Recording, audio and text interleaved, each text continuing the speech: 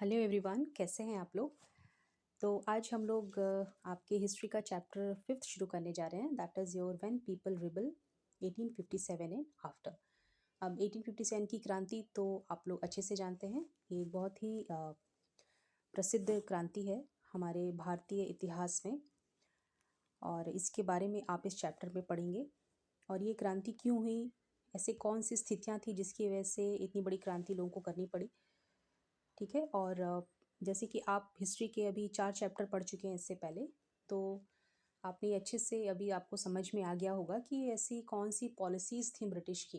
यानी भारत में जब इन लोगों का आगमन हुआ, इन लोगों ने ऐसे कौन से कानून बनाए जिसकी वजह से लोग इतने ज़्यादा असंतोष से भर गए थे, और लोगों को जो है मजबूरी में जो है इनके खिलाफ जो है बगावत करनी पड़ी। पहले तो कोई परतंत्र नहीं रहना चाहता है, ठीक है, सबको अपनी आज़ादी प्यारी होती है। तो पहले तो लोगों ने अपने आप को आज़ाद करने के लिए आवाज़ उठाई, और दूसरी बड़ी चीज़ जो कि अंग्रेज़ों के शासन में जो एक अत्याचार इनके ऊपर किया जा रहा था, तो उससे मुक्ति पाने के लिए लोगों ने बहुत बड़े पैमाने पर लड़ाइयाँ लड़ी। तो अभी हम आपका ये चैप्टर देखेंगे, पॉलिसीज़ एंड द पीपल आपका पहला टॉपिक है। यानी ब्रिटिश गवर्नमेंट के द्वारा जो भी नियम कानून बनाए जाते थे, उनका जो है लोगों की ज़िंदगी पे किस प्रकार से असर पड़ता था। तो जैसे आप पहले की चैप्टर्स में अच्छे से पढ़ चुके हैं, ईस्ट इंडिया कंपनी, अभी ठीक इससे पहले हमने अभी ट्राइबल्स के बारे में पढ़ा। और ट्राइबल्स के ऊपर जिस प्रकार से फॉरेस्ट लॉ ज़बरदस्ती थोपा गया, उनको शिफ्टिंग कल्टीवेशन करने से मना किया गया, हंटिंग गैदरिंग करने से मना किया गया, और वो जंगल छोड़ के जब बाहर जाने लगे, भागने लगे, तो बाहर फिर उनकी स्थिति कितनी दयनीय हो गई, कैसे उन्होंने मजदूरों के रूप में काम किया। और फिर आपने बिरसा मुंडा पढ़ा, एक बहुत ही अ, बहादुर क्रांतिकारी ट्राइबल, जिन्होंने कि अपने लोगों के लिए जो है कुर्बानी दे दी। तो इसी प्रकार से जैसे कि आपने ट्राइबल्स के बारे में पढ़ा है, वैसे ही और भी लोग, यानी पूरे भारतवर्ष में ऐसा कोई था नहीं जो कि अंग्रेज़ों के अत्याचारों से त्रस्त नहीं था। अब भले ही वो राजा हो, आपका रानी हो, या फिर किसान हो, कोई बड़े ज़मींदार हो, आपके ट्राइबल्स और आपके सैनिक, यानी भारतवर्ष के हर समाज में जो है अंग्रेज़ों के खिलाफ असंतोष बहुत बड़े तौर पे व्याप्त था। और लोगों ने किस प्रकार से इनकी पॉलिसीज़ को, इनके एक्शंस को, उनका विरोध किया, क्योंकि ये उनके जो है हित के विरोध में थे। यानी उनसे इनका किसी प्रकार से भला नहीं हो रहा था, और उनकी जो है भावनाओं को भी ठेस पहुंच रहा था। और जिस प्रकार से अंग्रेज़ उनकी मजबूरी का फ़ायदा उठा के उनके राज्य हड़प रहे थे, उनसे रेवेन्यू वसूल कर रहे थे, और उनके पारंपरिक तरीके जो थे रहने के, शासन करने के, खाने-पीने के, दिनचर्या के, सब किसी भी प्रकार से जो है वो डिस्टर्ब हो रहा था। ठीक है? तो ये सब कारण थे जिसकी वजह से लोग जो हैं, उन लोगों को ये समझ में आया कि हम सब जो हैं वो शोषित हैं, और जो हमारा शोषण कर रहा है वो एक ही है। यानी हमारा एनिमी जो है, हमारा दुश्मन जो है वो एक है। तो अभी जैसे इन्होंने नवाब की बात की, नवाब लूज़ देयर पावर। ट्राइबल्स में आपने देखा चीफ्स किस प्रकार से अपना ब्रिटिश के आने से पहले कितना ज़्यादा उनके हाथ में इकोनॉमिक पावर था, वो कितनी बड़ी टेरिटरी पे रूल किया करते थे। और ब्रिटिश के आने के बाद किस प्रकार से उनके पावर पे अंकुश लगा, उन्होंने अपना सब कुछ खो दिया। तो वैसे ही जो नवाब थे, so since the mid 18th century, nawabs and rajas, they had seen their power eroded. यानी उन्होंने अपनी शक्तियों को जाते हुए देखा, और धीरे धीरे उनकी जो भी अथॉरिटी थी, जो शक्तियाँ थी, जो उनका सम्मान था, वो सब उनसे छीनने लगा। अब अंग्रेज़ों ने अपने रेसिडेंट्स बैठा दिए थे हर राज्य में, ये भी आप पढ़ चुके हैं। ठीक है, ये देखने के लिए कि किसी भी राजा के दरबार में किस प्रकार का काम हो रहा है। तो ये रेसिडेंट जो हैं ये राजा के हर काम में हस्तक्षेप किया करते थे, और ये तब तक ही अच्छे रहते थे जब तक कि राजा कठपुतली की तरह इनकी बात मानता था, और अगर इनकी बातों का विरोध होता था तो फिर ये राजा के खिलाफ जो है उसके बाद एक्शन लिया जाता था। तो रेसिडेंट जो हैं ये अंग्रेज़ों के नुमाइंदे थे, और कोर्ट में बराबर दखलंदाजी होती थी इनकी। अभी आपके जो रूलर्स थे, यानी राजा जो थे, उनके स्वतंत्रता पे अंकुश लगाया गया, और उनकी जो आर्म्ड फोर्सेस थी उसको डिसबैंडेड किया गया। यानी वहाँ पे आपने जो पढ़ा है कि अंग्रेज़ों ने उनको कहा कि आप अब अपनी सेना नहीं रखेंगे, अब हम आपको सेना प्रोवाइड करेंगे, और वही सेना जो है आपके राज्य की रक्षा करेगी। हाँ, मेंटेनेंस जो है उसको आपकी देनी पड़ेगी, और अगर आप मेंटेनेंस नहीं दे पाएंगे तो आपका राज्य हमारा हो जाएगा। And their revenue and the territories taken away by stages. अब उनके जो भी टैक्स पेमेंट उनको करना होता था, वो फिर प्लस उनके जो भी उनके राज्य जो भी उनके अधिकार में थे धीरे धीरे करके सब उनसे छीन लिए गए। ठीक है, ये नवाबों को जिस प्रकार से ब्रिटिश से प्रताड़ना मिली थी। अब इस दौरान जो है ऐसे बहुत से परिवार थे, ठीक है, ऐसे बहुत से शाही परिवार थे जिन्होंने ऐसा सोचा कि क्यों ना जो है कंपनी के साथ हम एक प्रकार का समझौता कर लें ताकि हम जो है अपने राज्य को बचा सकें। तो इसमें जो है नाम आता है रानी लक्ष्मीबाई का, एक बहुत बड़ी वीरांगना हमारे देश की रानी Lakshmibai. She wanted the company to recognize her adopted son as the heir to the kingdom after the death of her husband. अभी रानी लक्ष्मीबाई जैसे कि आप जानते ही होंगे, जिनका जन्म जो है वाराणसी में हुआ था और उनको बचपन में मनु के नाम से जानते थे। और उनके पिताजी जो है उनको बाजीराव दरबार में ले जाया करते थे, जहाँ पे वो काफ़ी सबकी लाडली थी। वहाँ पे लोग प्यार से उन्हें छबीली बुलाया करते थे। और बाद में उनकी जो शादी है वो झांसी के राजा गंगाधर राव से कर दी गई। फिर उसके बाद उनका नाम जो है वो लक्ष्मीबाई पड़ गया। अब उसके बाद गंगाधर राव और रानी लक्ष्मीबाई का एक पुत्र भी हुआ, लेकिन उसकी मृत्यु हो गई। और फिर जो है आपके जो गंगाधर राव थे वे काफ़ी बीमार पड़ गए और दिन पे दिन उनकी हालत जो है वो बिगड़ने लगी। तो लोगों ने ऐसा कहा कि राजा के जाने से पहले आप एक बेटा गोद ले लीजिए, क्योंकि ये अंग्रेज़ों की जो एक पॉलिसी बहुत तेज़ी से उस टाइम चल रही थी, राज्य को हड़पने की नीति कि किसी का भी अगर वारिस नहीं होगा, पुत्र नहीं होगा, तो उसका राज्य जो है वो हमारा हो जाएगा। तो इसीलिए जो है रानी लक्ष्मीबाई को एक बेटा जो है गोद लेना पड़ा। उन्होंने दामोदर जी को अपना बेटा जो है वो गोद लिया। और उस टाइम जो डलहौजी थे, तो उन्होंने जो है राज्य हड़प नीति के तहत उनके बेटे दामोदर को जो है उत्तराधिकारी मानने से मना कर दिया था। ठीक है, और उसी तरीके से जो आपका दूसरा केस है नाना साहेब का। अब नाना साहेब भी जो हैं ये दत्तक पुत्र थे पेशवा बाजीराव द्वितीय के। अभी ये जो पेशवा बाजीराव द्वितीय हैं, ये मराठा पेशवा थे और ये अंतिम पेशवा माने जाते हैं। इन्होंने काफ़ी लड़ाइयाँ लड़ी और जो तीसरा आपका एंग्लो मराठा युद्ध हुआ था, इसमें इनकी पराजय हो गई, तब इन्होंने सरेंडर कर दिया था। और इन्होंने भी अपना बेटा जैसे कि इनके बेटे नहीं थे, तो उन्होंने एक बेटा गोद लिया नाना साहेब को। तो जो नाना साहेब थे, उन्होंने जो है ऐसा कहा कि मेरे पिता की मृत्यु के पश्चात जो मेरे पिता के लिए जो पेंशन होगी वो मुझको दी जाए। लेकिन जो कंपनी थी वो जो है अपने आप को इतना ज़्यादा शक्तिशाली और इतना ज़्यादा बहुत ज़्यादा सोचती थी कि हमारे पास मिलिट्री पावर बहुत अधिक है, हम सुप्रीम पावर हैं। तो इसके अंतर्गत उन्होंने जो भी आपकी रिक्वेस्ट थी सबको उन्होंने जो है मानने से इनकार कर दिया, चाहे रानी लक्ष्मीबाई हो, चाहे आपके नाना साहेब हों। ठीक है, तो इस प्रकार से वो हर राजा हर नवाब को जो है उनकी भावनाओं को जो है ठेस पहुंचाते चले गए। अभी जैसे उनकी राज्य हड़प नीति चल रही थी, तो उसके अंडर में जो अवध है वो सबसे पहला राज्य था जिसको इन्होंने हड़पा था, जिसके बारे में आप पहले पढ़ चुके हैं। और 1801 में जो है सब्सिडरी अलायंस उसके ऊपर लागू कर दिया गया था। सब्सिडी अलायंस के बारे में भी आप पढ़ चुके हैं, आपको अच्छे से पता है। And in 1856 it was taken over. Governor General Dalhousie declared that the territory was being misgoverned and the British rule was needed to ensure proper administration. इन्होंने बहाना ये बनाया था अवध को कब्जे में लेने के लिए कि वहाँ पे जो राजकाज का शासन है वो प्रॉपरली नहीं चल रहा है और जो अवध के नवाब हैं वो ठीक से अवध को कंट्रोल नहीं कर पा रहे हैं, तो अब ये जो है हमारे अंडर में आएगा, तो हम इसको अब चलाएंगे। ठीक, अब आगे हम देखते हैं। The company even began to plan how to bring the Mughal dynasty to an and.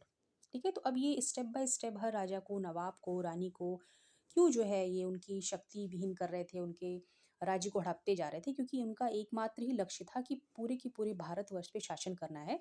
और उस वक्त जो मुगलों का जो एक शासन चल रहा था उसको वो लोग जो है खत्म करना चाहते थे।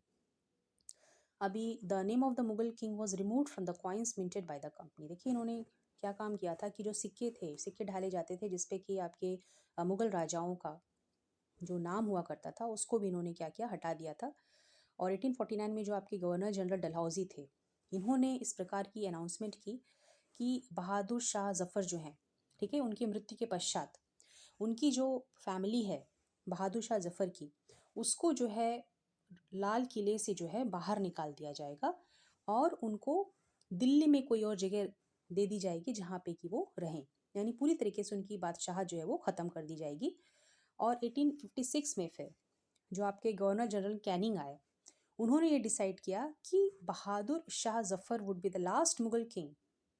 ठीक है, अब जो आपके पहले गवर्नर जनरल थे, आपके जो गवर्नर जनरल डलहौजी थे, उन्होंने तो बहादुर शाह जफ़र के पूरे पावर छीन लिए। और उसके बाद जो आपके कैनिंग साहब आए, उन्होंने कहा कि अब इसके बाद कोई बादशाह नहीं होगा, यानी ये पूरा का पूरा आपका बादशाह वाला सिस्टम ही खत्म कर दिया इन्होंने, यानी अब कोई राज नहीं करेगा मुगल किंग। और जब इनकी मृत्यु हो जाएगी उसके बाद जो इनके बच्चे होंगे उनको जो है राजा नहीं माना जाएगा, कोई भी राजा नहीं बनेगा और वो बस उनके राजकुमार कहलाएंगे। ठीक है। तो इस प्रकार की पॉलिसीज बना के इन्होंने पूरी तरीके से नवाबों को, राजाओं को, रानियों को अ, कमज़ोर किया, उनके राज्य को हड़पा और उनके हृदय में, उनके दिल में बगावत की आग भर दी। ठीक है। तो ये आपको बताया गया रूलिंग फैमिलीज़ के बारे में। और अब अगर आप देखेंगे जो आपके समाज का एक दूसरा वर्ग है जो कि आपके आम लोग हैं, जैसे आपके जो पीसेंट हैं, किसान हैं और जो आपके सोल्जर्स हैं, सिपॉयज़ हैं, तो उनके साथ क्या हो रहा था। सो इन द कंट्री साइड, आपके गांव की तरफ आपके जो किसान हैं और जो ज़मींदार हैं, अब ये लोग परेशान थे बहुत ज़्यादा, किससे, हाई टैक्स से। ठीक है। अभी ये क्योंकि जो रेवेन्यू वसूल किया जाता था इनसे बहुत ही प्रॉपर तरीके से किया जाता था कि आपकी फसल चाहे कैसी भी हो रही है, आपको इतना प्रतिशत लगान हमको देना है। तो इससे परेशान थे आपके किसान भी और साथ में ज़मींदार भी, क्योंकि किसान तो बेचारे वो तो मान लीजिए हर तरफ से मार झेलते थे, लेकिन ज़मींदारों को भी जो है उनकी भी ज़मीन इस चक्कर में चली जाती थी, क्योंकि इतना लगान जो है वो किसान ज़मींदारों को दे नहीं पाते थे। तो अब जब इनको किसानों से जब लगान मिलेगा तभी वो टैक्स पे कर पाएंगे, तभी रेवेन्यू दे पाएंगे। लेकिन जब इनको यहाँ से नहीं मिल रहा, जब उपज आपकी कम हो रही है, तो वो ज़मींदार को नहीं दे पा रहे, तो ज़मींदार रेवेन्यू नहीं दे पाते थे। इस बदले में उनकी ज़मीन जो है वो अंग्रेज हड़प लेते थे। ठीक है। So many fail to pay back their loans to the money lenders and gradually lost the lands they had tilted for generations. इसी चक्कर में जो है बहुत से लोग जो लोन ले लेते थे कि भाई हम लोन लेके खेती करेंगे और खेती करने के बाद जो है अपना सब चुकता कर देंगे, लेकिन ना वो कभी लोन वापस भर पाते थे, ना उनकी खेती अच्छी होती थी और एट लास्ट उनकी जो ज़मीनें हैं जिन पे वो सालों से खेती करते आए थे वो उनके हाथों से निकल जाती थी। ठीक है। ये था आपका पीसेंट्स का हाल। अब जो आपके सोल्जर्स थे, जो सैनिक थे, उनके ऊपर क्या बीत रही थी। अभी जो आपके भारतीय सिपाही थे जो कि आपकी कंपनी में काम करते थे, ब्रिटिश के राज्य में सैनिक की तरह काम करते थे, उनका भी अपना ही अलग बहुत सारे मुद्दे थे असंतोष के। सबसे पहले तो उनकी जो सैलरी थी वो बहुत कम थी। ठीक है। और उनके जो अलाउंसेस वगैरह थे, जो कंडीशंस ऑफ सर्विस थी, यानी जिस प्रकार से वो जिस स्थितियों में काम करते थे, रहते थे, और उनकी जो भी कंडीशंस थी, ठीक है, वो बहुत इम्प्रॉपर थी, उससे खुश नहीं थे, पैसा बहुत कम था। यानी जो ब्रिटिश सोल्जर थे और जो इंडियन सोल्जर थे उन लोगों में काफ़ी फ़र्क था पैसे को लेकर, अलाउंसेस को लेकर। ठीक है। अभी इसके ऊपर और क्या हुआ इन लोगों ने, यानी जो ऊपर से जो इन्होंने घाव पे नमक छिड़का अंग्रेज़ों ने, उन्होंने नए नए रूल बना दिए। और ये नए रूल, अभी इंडिया में क्या है, धार्मिक भावनाएं बहुत प्रबल होती हैं। ठीक है। अभी आप भारत में लोगों को समझाने की कोशिश करेंगे अ, वैज्ञानिक या तर्क के बल पर, तो शायद वो ना समझे, लेकिन अगर आपने उसको एक धार्मिक तड़का दे दिया, यानी आपने उसको धर्म का रूप दे दिया, तो तुरंत वो बात जो है लोग एक्सेप्ट कर लेते हैं। तो उस वक्त भी ये हुआ कि जो आपकी रिलीजियस सेंसिबिलिटीज़ थी, जो उनके विश्वास थे, उसको जो है इस प्रकार के नए रूल से काफ़ी धक्का पहुंचा। क्योंकि उस वक्त जो है देश के बहुत से लोग इस प्रकार का विश्वास रखते थे कि अगर वो समंदर पार करेंगे तो उनका जो धर्म भी भ्रष्ट हो जाएगा और वो जात से भी बाहर हो जाएंगे अपने। ठीक है। तो अभी 1824 में क्या हुआ था, जो आपके इंडियन सिपाहीज थे उन लोगों को जो है अंग्रेज़ों के द्वारा कहा गया कि आप जो है समंदर के रास्ते होते हुए बर्मा जाएंगे और आप कंपनी के लिए लड़ाई लड़ेंगे। ठीक है। अभी अंग्रेज़ों को लड़ने का बहुत शौक था, कारण ये था, ये अपने आप को सुप्रीम समझते थे और ये विश्व विजय पे निकले थे, यानी ये चाहते थे कि पूरे संसार पे कब्जा कर ले हम लोग। तो इसी तहत में बर्मा पे भी ब्रिटिश ने अटैक किया था 1824 में, वो भी नेवल फोर्स के द्वारा। ठीक है, समुद्री मार्ग के द्वारा। तो इसमें इनके ब्रिटिश सोल्जर भी थे, इंडियन सोल्जर्स भी थे। तो अभी इन्होंने जब अटैक किया तो इन्होंने जो है इंडियन सोल्जर्स को कहा कि आप भी जो है इसमें हमारा साथ देंगे भाई, क्योंकि ये हमारे एम्पायर थे, हम इनकी कॉलोनी थी, तो हमको तो इनकी बात माननी पड़ेगी। ठीक है। लेकिन जब धार्मिक भावनाओं को ठेस पहुंची तब जो है जो सैनिकों ने जो है इनके ऑर्डर को मानने से मना कर दिया। इन्होंने कहा कि हम जो है नहीं जाएंगे। उन्होंने कहा कि अगर जाना ही है तो हम जो है ज़मीन के रास्ते से जाएंगे। ठीक है। अब इस दौरान जो है उनकी इस विरोध के कारण बहुत से लोगों को सीवियरली पनिश किया गया, बहुत तगड़ी पनिशमेंट दी गई। लेकिन ये जो एक इश्यू था ये यहाँ पे ख़त्म नहीं हुआ और ये एक बहुत बड़ा उग्र धारण इसने रूप धारण किया, जो ही आगे जाके 1857 की क्रांति का मेन मसला बना। यानी जब क्वेश्चंस आपसे पूछे जाते हैं कि what were the reasons for 1857 revolt, तो उसमें बहुत से कारण होते हैं। तो उसमें आपसे ये भी पूछा जाता है कि जो सबसे ऐसा कारण बताइए जो तत्कालिक कारण था, यानी सडन सडन उसके बाद तुरंत ही बाद जो आपकी क्रांति हो गई, तो वो आपका और दूसरा इश्यू है जो आप आगे पढ़ेंगे अभी। ठीक है, यानी बहुत सी चीज़ें थी। अब देखिए 1856 में आपका जो कंपनी थी, अभी देखिए जो बर्मा था जिसके बारे में अभी हम बात कर रहे थे, तो अभी बर्मा जो है ये आपका इंडिया का ही हिस्सा हुआ करता था, जबकि हम ब्रिटिश एम्पायर थे। ठीक है, तो अभी जब ब्रिटिश ने इसके ऊपर शासन किया तकरीबन 1824 से लेकर 1937 तक, यानी जब हमको जब आज़ादी मिली 1947 में, तो ठीक उसके 10 साल पहले इन्होंने बर्मा को इंडिया से अलग कर दिया था। कारण क्या था कि बर्मा में बहुत तेज़ नेशनलिस्ट मूवमेंट चल रहे थे।